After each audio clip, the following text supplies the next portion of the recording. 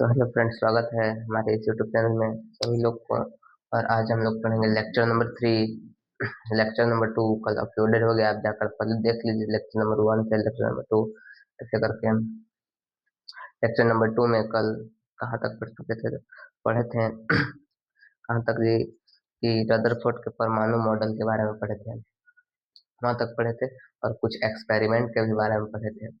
तो आज heading Rutherford के कुछ परमाणु मॉडल की कुछ कमियां।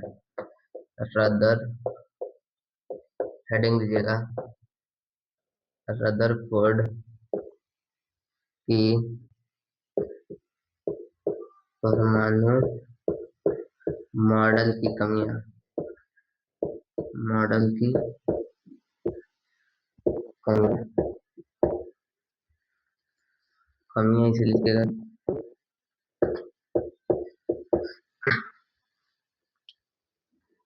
तो लिख सकते हैं क्या, रदरफोर्ड के परमाणु की निम्नलिखित कमियां थी। सबसे पहला नंबर था कि वह परमाणु की सही स्थिरता को नहीं दर्शा सकता था, क्योंकि परमाणु मॉडल में रदरफोर्ड ने बताया था अपने मॉडल में कि यहाँ पे प्लस चार्ज रहता है उसके केंद्र में, परमाणु के केंद्र में, और इसके चारों पे इलेक्ट्रॉन चक्कर लगाते हैं, इलेक्ट्रॉन चक्कर लगाते हैं। लेकिन भौतिक शास्त्र के अनुसार क्या होना चाहिए जी, इसको इलेक्ट्रॉन को यहाँ पे रहना चाहिए, जैसा उनका नियम था उसके अनुसार इलेक्ट्रॉन कहाँ पे, केंद्र पे रहना चाहिए। ये भी कमियां थी रदरफोर्ड के परमाणु मॉडल में। तो लिखिए सबसे फर्स्ट कमियां, रदरफोर्ड की परमाणु मॉडल की मुख्य कमियां, ऐसे लिख सकते हैं। पहला नंबर क्या लिखेंगे, यह परमाणु की स्थिरता को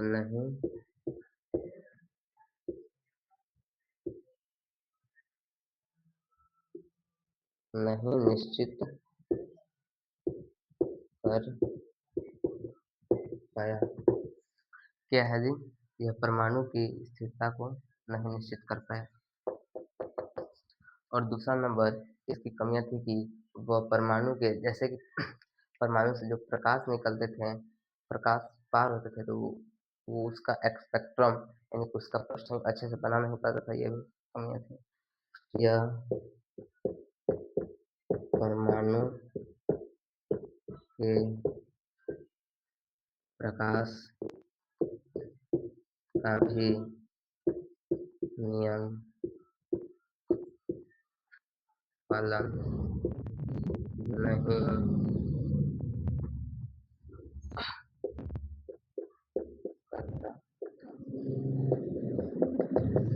और थर्ड नंबर क्या था जी, इसके अतिरिक्त मॉडल यह स्पष्ट कर सका कि इलेक्ट्रॉन केवल कुछ निश्चित ऊर्जा स्तरों में मिलते हैं। इसके अलावा चलिए लाइन आ गया, लाइन कटल था तो अच्छे से समझ नहीं पाए, तो फिर से समझाते हैं। क्या कल कल पढ़ चुके थे वहां तक कि रदरफोर्ड के एक्सपेरिमेंट पढ़े, उसके बाद उसका निष्कर्ष रिजल्ट जाने और कुछ किए। उसके बाद हेडिंग है इसका क्या, अगला टॉपिक है रदरफोर्ड के परमाणु मॉडल की कुछ कमियां। रदरफोर्ड जो परमाणु मॉडल दिए थे अपना, उसमें कमियां क्या क्या थी। तो पहली कमियां दिख रही है, परमाणु मॉडल की स्थिरता को नहीं निश्चित कर पाया, यानी कि दर्शा नहीं पाया अच्छे से। और ये परमाणु के प्रकाश का भी नियम पालन नहीं कर सका। और इसके अतिरिक्त अच्छे से अतिरिक्त ये नहीं कि हम अभी नोट मतलब बता दीजिए, अपने से याद नहीं, केवल टॉपिक को अच्छी तरह से याद रखना है, रटना नहीं है। अतिरिक्त अतिरिक्त इस मॉडल में यह मानना था कि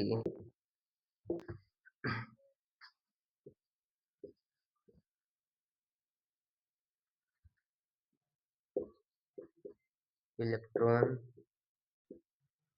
की कक्षाओं में इलेक्ट्रॉन पढ़ दे रहे हैं, इलेक्ट्रॉन की कक्षाओं में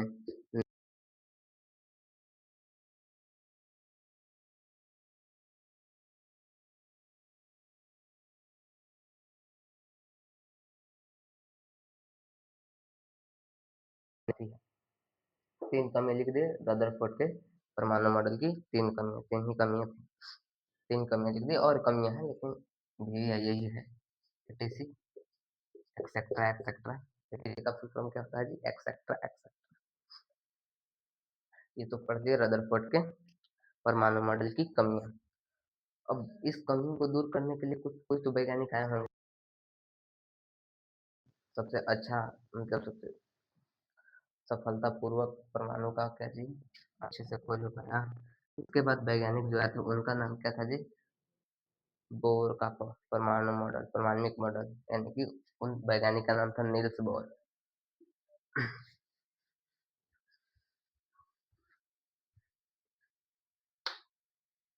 Niels Bohr ji, Niels Bohr. Rutherford के परमाणु मॉडल पढ़ लिए। उसके बाद क्या था जी? Niels Bohr. देखिए हेडिंग देंगे नील्स बोर के परमाणु मॉडल। ऐसा शॉर्ट में लिख सकते हैं, बोर के परमाणु मॉडल, बोर के परमाणु मॉडल्स। देखिए तो जो नील्स बोर साहब थे, रदरफोर्ड के मॉडल में उठी कोई अवधारणाओं को दूर करने के लिए नील्स बोर ने परमाणु की संरचना के बारे में निम्नलिखित अवधारणाएं दी हैं। यानी कि जो गलतियां रदरफोर्ड ने किए थे उनको सुधार करने के लिए नील्स बोर का मानना था, कई तरह का विचार अवधारणाएं मानना था। चलिए उसके बारे में पढ़ते हैं हम लोग। तो लिखेंगे रदरफोर्ड का परमाणु मॉडल पर उठे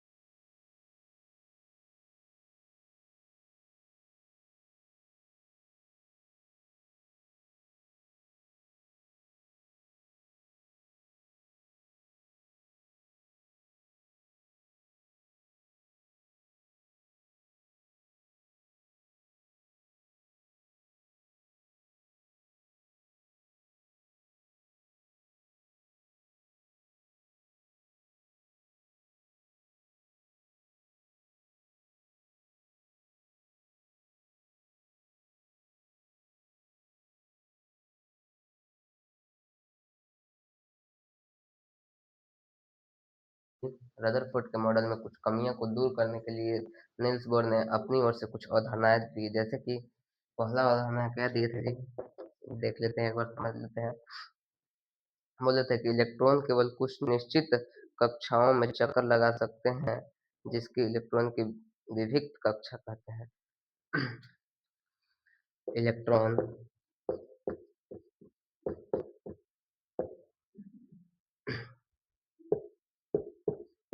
केवल कुछ कक्षाओं में ही क्या जी चक्कर लगा सकते हैं, चक्कर लगा सकते हैं, जिन्हें इलेक्ट्रॉन का विभिन्न क्या कहते हैं जी? इलेक्ट्रॉन का विविक्त कक्षा कहते हैं। विविक्त विविक्त कक्षा कहते हैं।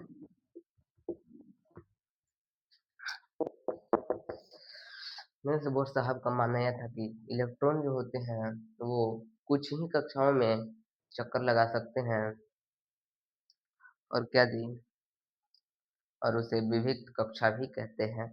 और एक और अवधारणा देते हैं, जब इलेक्ट्रॉन इस विविक्त कक्षा में चक्कर लगाते हैं तो उनकी ऊर्जा की विकिरण नहीं होता, मतलब ऊर्जा खपत नहीं होती। दूसरा क्या था, जब जब इलेक्ट्रॉन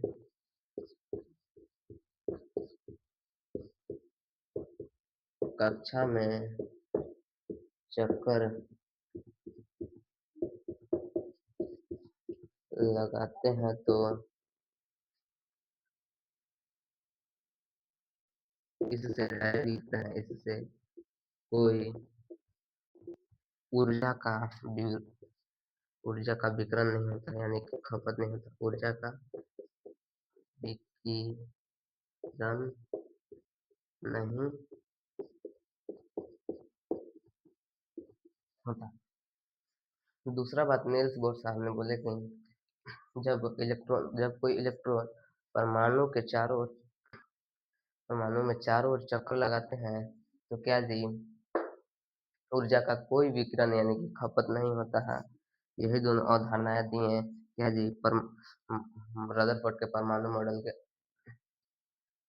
अफवाह को दूर करने के लिए। चलिए आगे देखते हैं। अब जो कक्षा है, अब नील्स बोर साहब ने परमाणु के कक्षा के बारे में बताया है, तो चलिए उसके बारे में हम लोग जानते हैं।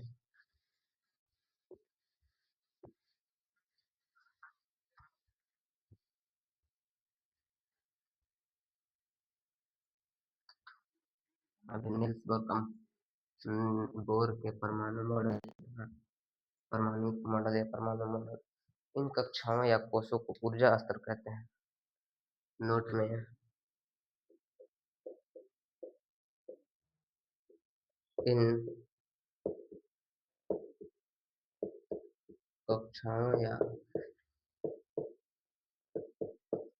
कोषों को ऊर्जा स्तर कहते हैं।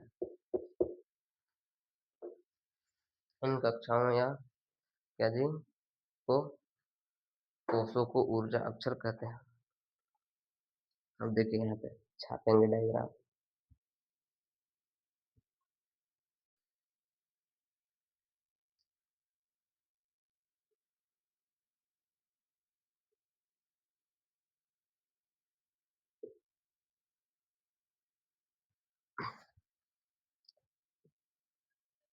अच्छे से डायग्राम देख लिए।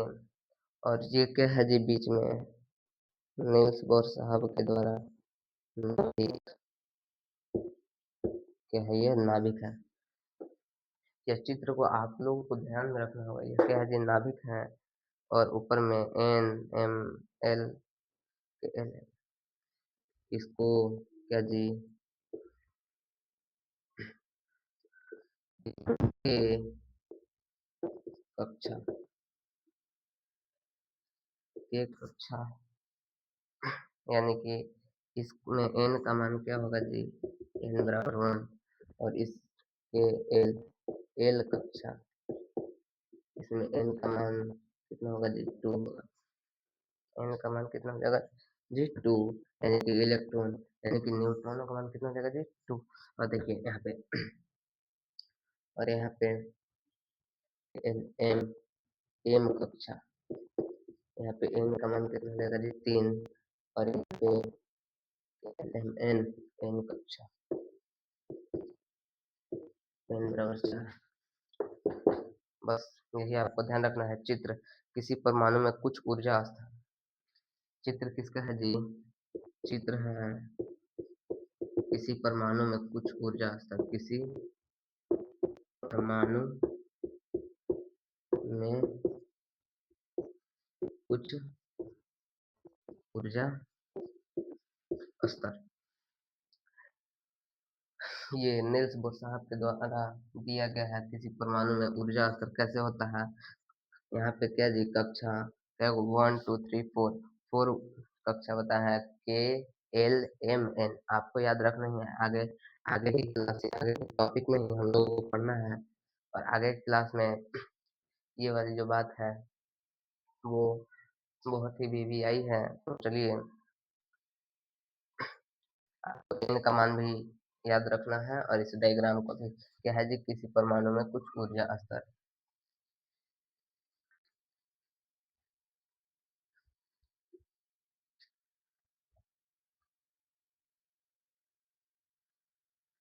अगला हेडिंग क्या है देखते हैं। अगला टॉपिक क्या है, ये कक्षा है उसी का है वो तो एक डायग्राम था। ये कक्षाएं के एलिमेंट या संख्या 1 2 3 4 के द्वारा दिखाई जाती है। ये कक्षा जो कक्षा है परमाणु के, ये वो उसी में कर है जो अभी मिटा है। ये कक्षा नीचे जगह नहीं था तो मिटा दी। ये कक्षाएं कक्षा या कोष, कक्षा या कोष भी कह सकते हैं। के एल एम एन के एम एन या संख्या 1 2 3 द्वारा है दिखाया जाता है। दिखाया यदि आपको एमसीक्यू में पूछ दे कि जो नील्स बोर के परमाणु मॉडल में कक्षा का जिक्र किया हुआ है उसमें कक्षाओं को किस किस चीज से दिखाते हैं, तो उसमें ऑप्शन 1 2 3 4 भी दे सकता है और के एल एम एन भी। तो यदि के एल एम एन दिया हुआ है तो के एल एम एन मारेंगे। ठीक है, यही है। और क्या जी परिचय जानना है वैज्ञानिक नील्स बोर। वैज्ञानिक का परिचय, वैज्ञानिक क्या थे जी, topic Niels Bohr. Niels Bohr जन्म कब हुआ था जी, जन्म 7 अक्टूबर 1885।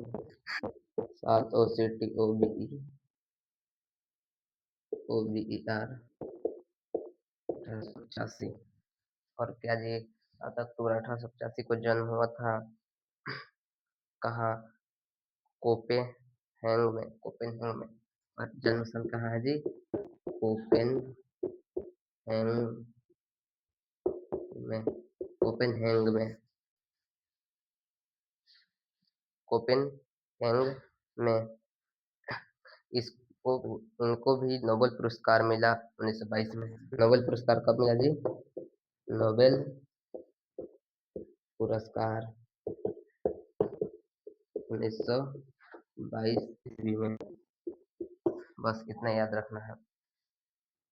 वैज्ञानिक का क्या नाम था जी, तो नील्स बोर। और जन्म कब हुआ था जी, 7 अक्टूबर 1885 में। और नोबेल पुरस्कार कब मिला था इनको जी, तो 1922 में।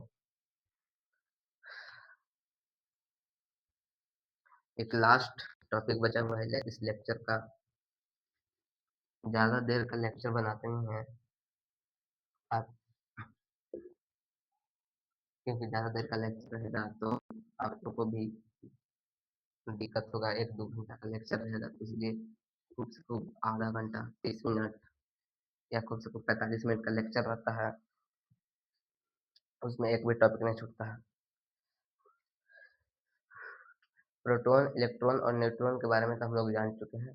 प्रोटॉन इलेक्ट्रॉन के बारे में तो जान चुके हैं हम लोग। अब न्यूट्रॉन, अगला हेडिंग क्या है आप लोग देख लीजिएगा, मिला लीजिएगा बुक से। न्यूट्रॉन क्या जी, न्यूट्रॉन हेडिंग दीजिएगा, न्यूट्रॉन। क्या जी, न्यूट्रॉन्स। न्यूट्रॉन्स 1932 ईस्वी में जेम्स चैडविक ने एक और अपरमाणुक कण का खोज निकाला जो आवेशित, अनावेशित तथा द्रव्यमान प्रोटॉन के बराबर था। कब जी, इसको लिख सकते हैं, इसका डिटेल जानना। 1932 ईस्वी में कौन, जेम्स चैडविक।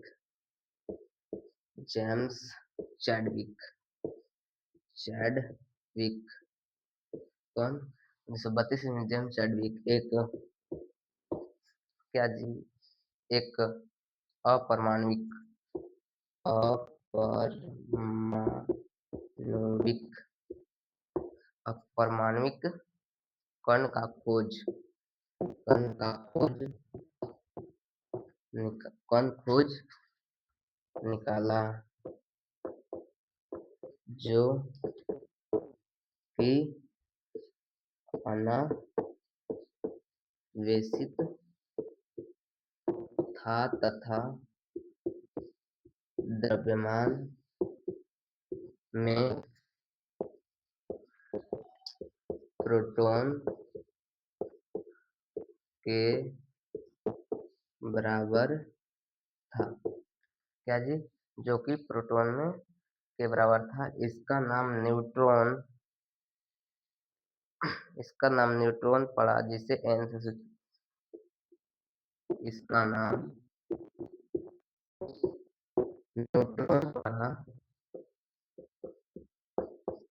न्यूट्रॉन पड़ा जिसे किससे जी एन से सूचित करते हैं। ये जो था हाइड्रोजन को छोड़कर सभी परमाणु के नाभिक में उपस्थित रहते हैं। और एक ध्यान देने की बात है, न्यूट्रॉन में कोई भी चार्ज नहीं होता। यहाँ पे लिखा है ना कि यह एक अनावेशित है और द्रव्यमान में प्रोटॉन के बराबर है। जितना प्रोटॉन का द्रव्यमान होता है उतना इसका भी द्रव्यमान होता है। तो एक नोट में ध्यान देने की बात है, हाइड्रोजन को छोड़कर हाइड्रोजन को छोड़कर सभी तत्वों के परमाणु के नाभिक में उपस्थित रहते हैं। हाइड्रोजन को छोड़कर कोई भी तत्व ले लीजिए, उसके परमाणु के नाभिक में न्यूट्रॉन उपस्थित रहेंगे। कोई भी चार्ज नहीं रहता है न्यूट्रॉन में। और लास्ट में एक संपूर्ण परमाणु का संरचना हम लोग को पढ़ना है।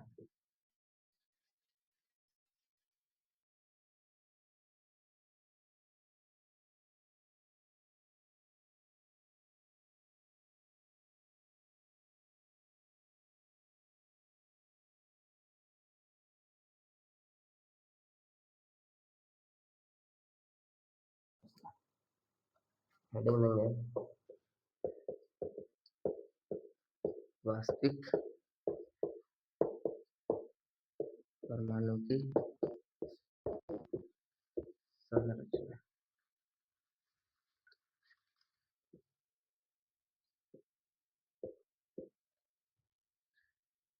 P+N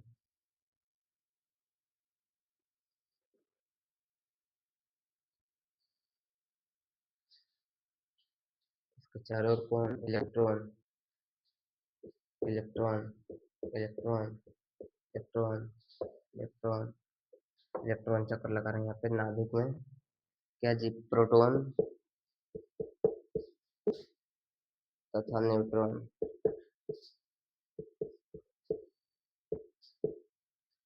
और एक इसके रदरफोर्ड रदरफोर्ड के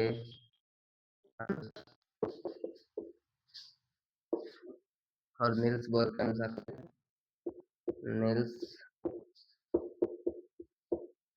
बोर के अनुसार क्या था जी